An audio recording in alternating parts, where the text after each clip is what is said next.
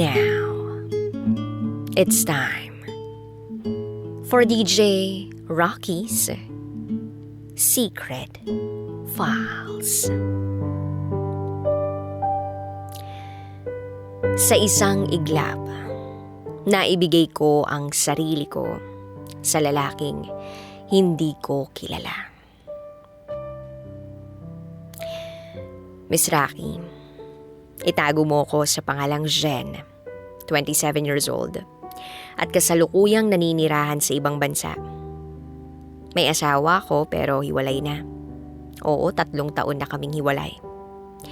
And I can honestly say na having a failed marriage made me go far to forgive and forget. Ito ang aking secret file. March 5, 2018, napapayag ako ng kaibigan ko na muling makipagkilala sa ibang lalaki. Ang gusto niya, i-message ko yung kaibigan ng asawa niyang foreigner. Napaisip ako sa alok niya, pero sa huli pumayag rin ako. Siguro naman magaling na yung puso mo sa 3 pamamahinga. Yan ang sabi sa akin ni Lucy, kaibigan ko. Pero hindi ko aakalain na sa muling pagtibok ng puso ko, ay siyang ikamamatay ko rin pala. Lumipas ang 2 araw nang makatanggap ako ng isang mensahe galing sa American number, saying, "Hi pretty." Expected ko na kung sino yun. Yung inirereto sa akin. Agad akong sumagot ng, "My name is Jen and not Pretty. Who are you?" Doon ipinakilala niya ang kanyang sarili. Siya si Xander, 25 years old, nakatira sa Texas, North America. Technician sa kanilang lugar. Independent, living with his 3 best friends. Matangkad, gwapo, and very upfront. Yan yung nasabi ko nung unang araw na mag-catch up kami. Then, lumipas pa ang mga araw, tuloy-tuloy lang yung chat namin. Every single day. Tapos, nag-a-adjust siya para sa aming dalawa. Para makapag-usap kami. We talk about our lives, our thoughts, about what we like, what we don't like, para mas magkakilala kami. At masasabi kong masaya ako na kausap ko siya. Then April 10, same year, bigla ba naman akong minessage ni Xander afternoon, my time. Nagulat ako dahil sa mga oras na yon dapat tulog siya. He messaged me na, "Hey lady, I cannot sleep. You are running on my mind and I don't know why. All I know is to find out the answer for my thoughts and feelings. Keep safe and good night." Pagbasa ko ng message ni Xander, napatalon-talon ako sa sobrang tuwa. Iniisip niya, ako? Yun lang yung nasabi ko sa sarili ko. Sobrang kaba ko rin nung time na yun kasi alam ko sa sarili ko na gusto ko na siya. Gustong-gusto ko na siya. So we continued chatting. 3 days pa, sumapit yung birthday niya. Siyempre, nag-private message ako sa kanya. Then he replied, "I already know the answer of my thoughts and my feelings. And I love you. And this is true." Sabi, ang saya ko. Kulang na lang kung mawala yung puso ko sa katawan ko. Daig ko pa yung tumama sa loto. Sa sumunod na 2 araw, I assumed kami na nga. Kasi nga, nag-I love you na, 'di ba? Pero ang bilis makabawi ng lungkot, buraot. Hindi pa pala, so na-hurt ako. Kasi sabi niya, he don't even ask me yet to be his girlfriend. So, napaka-prangka naman to ng taong mahal ko. At nararamdaman niya na nalungkot talaga ako. Hindi man lang ako sinuyo. Kinaumagahan, birthday ko na. April 13. April 13 siya. Ako naman April 16. So, parang destiny, diba? Xander is in Vegas, having his late birthday trip. Hindi man lang nag-greet ng happy birthday yung kapring yun. Then, he just sent me a good morning text. Okay na rin. At least, walang palya yung good morning and good night. Then, sasapit na yung hapon, wala pa rin yung greetings. Then suddenly, meron isang delivery man na kumatok sa flat namin, carrying a bouquet of yellow flowers, basket of chocolates, and then 1 bottle of perfume. Shocks? Pero nag-aksaya siguro yung mga magulang ko ng ganito sa birthday ko. Sa isip-isip ko galing sa mga magulang ko. Nabut sa akin yung card. Napaluha na lang ako nang malamang hindi pala sa parents ko nang galing yun, kundi kay Xander. Yes, from Las Vegas to Hong Kong. Napaluha ako nang mabasa ko yung message ni Xander na, "Would you be my girlfriend now?" Kulang na lang talaga ipako ako ng kaibigan ko sa Silya para mahinto ako sa pagtatalon. Agad kong kinuha yung cellphone ko at tinawagan si Xander. Sabi ko, oo, gustong gusto kong maging girlfriend mo. So, months pass, happy talaga kami. Pinaramdam sa akin ni Xander na kahit malayo siya, ako ang mahal niya. He helped me financially na tinatanggihan ko mapinsan. Nahihiya rin kasi ako. And Xander is always there pag may problema ako. We planned our future together. Baby's house, for me to live there, and then for us, basta, to meet. Alam ko sa sarili ko na mahal ako ni Xander at mahal ko rin siya. Tiwala ako at panatag ako. Ika nga, I see my future with him. Ganon din siya sa akin. Kaya lang, wala talagang perpektong relasyon. Pagsapit ng aming 6 months, para bang nagbabago ang lahat.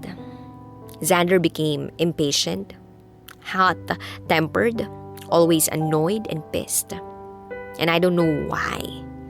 At doon ko naramdaman yung sakit. Ayoko naman nang masaktan ulit. At yun na yung simula ng battle ko for me not to be broken again. Then one day, Xander asked a space. Diba? Parang kalawakan lang, no? He asked for space. Kasi, nagiging clingy na ako. At yun naman yung hindi ko maintindihan. I search sa Google kung bakit niya nasabing clingy ako. Hindi naman ako ganun. Parang di ko naman nakikita yung sarili ko na ganun. So, inintindi at nagpakababa ako para sa kanya kasi mahal ko siya kahit ang sakit. 10 days pass, hindi ko na nakaya. Ako na yung unang nag-message sa kanya na, is 10 days enough? Did I annoy you that much? If I did something that hurt you or annoy you, I'm so sorry. Please, let us settle. Napaluha ako kasi hindi ko pagkatao yun eh. Hindi ako nagmamakaawa ng atensyon. Hindi ko ipinagsisiksikan yung sarili ko, pero para sa kanya nagawa ko. And he replied back, "Yes, I am fine now. You just really pissed me off. I don't want to talk about this." At kahit gustong-gusto kong magtanong kung bakit anong mali, hindi ko na ginawa. Hanggang sa sinabi niyang, "This is the last chance. If this will happen again, I won't come back again." Para akong isasalang sa Silya Electrica nang sabihin niya yung mga katagang yun. At doon na bumuhos ang mga luha ko. Simula ng araw na yun, lagi akong kabado at takot sa relasyon naming dalawa. Kaba na baka may masabi na naman ako sa kanya na ikaiinit ng ulo niya. Takot na baka sa mga susunod na araw tuluyan niya na akong iwan. So lumipas pa ang 3 buwan, hindi ko na makontrol yung pagkamaligalig, mainitin, at pagdalang ng mga mensahe niya. In short, nagbago na talaga siya. At hindi ko na maikakailang may mali na. Hanggang sa dumating na yung araw na nagpahayag na akong pagod na ako. Alam niya nang hinihintay ako ng tawag niya. Subalit, nasa bar lang pala siya ng kaibigan niya. Sabi ko, bakit hindi mo man lang sinabi? Alam mong naghihintay ako at may gusto akong sabihin sa'yo. Then bigla na lang siyang sumabog saying, "I'm not a child to tell or ask a permission from you." Sinagawan niya ako, minura niya pa ako. Kahit galit yung mga mata ko, nagawa pa rin itong paiyakin ng puso ko. Tumulo lang tumulo yung luha ko. At walang namumutawing salita sa mga bibig ko. Hanggang sinasabi kong, hindi lang ikaw yung napapagod. I am tired also. But I chose to understand. I still chose to love and hold on to you. Hindi napakalma ng iyak at salita ko yung galit ni Xander. Pinatayan ako ng telepono. Hours passed. He messaged me saying we're done. Sa segundong nabasa ko yun, kulang na lang ibaon ko yung sarili ko sa lupa. Naramdaman ko yung sakit na sa tanang buhay ko hindi ko pa nararamdaman. Ang sakit. Bigla na lang akong napaluhod at umiyak ng umiyak. Wala akong ibang makita sa paligid ko. Huminto ang mundo ko. At ang tanging ginawa ko lang ay umiyak ng umiyak. At dahil sa ginawad sa akin ni Xander, hindi ko na alam kung paano ako. Wala eh. Nangyari na yung kinakatakutan ko. Ang iwan niya ako. At sa araw pa nahaharapin ng Pasko, New Year, Valentine's. Lagi ko siyang sinesendan ng message kahit wala akong nakukuhang response. 3 months after the day I never stopped crying. Nag-aalala pa rin ako sa kanya. Walang oras na hindi ko siya naaalala. At walang pagbabago ang sakit. Mas lumalala dahil sa pambabaliwala niya sa akin. Then April 13, 2019, naglakas loob akong tawagan siya. He answered it. Nung muli ko siyang makita, sobra yung tibok ng puso ko. Tulad ng tibok nito nung una kaming magkita. I told him, "Babe, it's been months. I miss you so much. Do you remember the day today? It's the day that you said you love me. It's the month that we started to create love. We are happy at this month. Can we be happy again this month, babe? We will meet next month, right? Babe, I'm still waiting for you. Please come back." Awang-awa ko sa sarili ko. Sa sobrang sakit ng nararamdaman ko, hindi ko alam, yung araw at buwan pa lang yun, mamamatay yung puso ko nang sabihin ni Xander na, "I miss you too. You know I love you. But I cannot live or be in a toxic relationship like what we had. It's not toxic, but it's not good. I'm tempted to say yes, but I cannot give you the hope that we will be together again. Having a relationship with you is like walking in nails for me." At yun ang pumatay sa puso ko. Yun yung hindi kinaya ng pagkatao ko. Bakit? Yan yung laging tanong sa araw at gabi. Sa sarili ko, anong nangyari? Before that day of our breakup, masaya naman kami. Bakit no? Xander suddenly turned out to be the man that he was not before. Every night, nagmamakaawa ako at nagdarasal na sana bumalik siya. Sana paggising ko kami na uli. Sana bukas wala ng sakit. Sana ako na lang yung inilalaan ni God para sa kanya. Kasi lahat gagawin ko para sa kanya. Damang-dama ko yung sakit. Nakulang na lang, hindi na ako huminga sa kakaiyak. Months pass, napapakalma ko na yung sarili ko. Na-handle ko na yung pag-iyak ko. Pero masakit pa rin. But I didn't expect na etong sakit may pagdadalhan pala sa akin. October 2019, I met a man named Kenneth. So, sa kagustuhan ko na lumabas-labas at mag-enjoy sa buhay, ayun, lumabas ako kasama siya. Akala ko kaya ko nang hindi umiyak Akala ko kontrolado ko na. But Xander entered into my mind again. Nung kaharap ko si Ken, my mind was saying na sana siya na lang si Xander. Sana si Xander na lang yung kasama ko. Sana yung sakit at sana yun yung nagatid sa akin at kay Ken sa kama. Yun yung sana na yun na nagatid sa akin kay Ken sa kama. Yes, I lost my mind or yung katinuan ko for 3 years.